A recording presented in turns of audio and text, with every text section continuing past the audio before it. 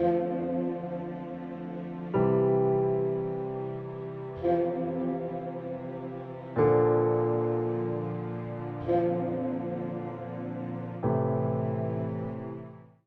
लिए आज की तिलावत मीका नबी की किताब 7वां बाब 14वीं से 15वीं आयत, 18वीं से 20वीं आयत तक। अपने आसा से अपनी उम्मत यानी अपनी मिरास की गिलाबानी कर।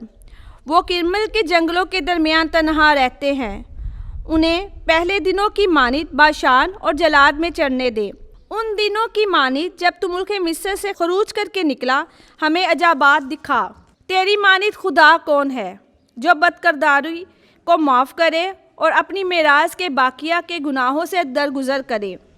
वो अपना गज़ब हमेशा तक नहीं रख छोड़ता, क्योंकि वो शफीक होना पसंद करता है। वो एक बार फिर हम पर रहम फरमाएगा और हमारी बदकरदारी को पामाल करेगा। वो हमारी तमाम खताओं को समंदर की तह में फेंक देगा। तू याकूब से वफादार रहेगा और इब्राहिम को वो शफकत दिखाएगा जिसकी बाबत तूने कदीम अयाम में हमारे बाप दादा से कसम खाई थी। पाक कलाम का पढ़ा और सुना जाना बाइस बरकत हो। खुदा का शुक्र हो।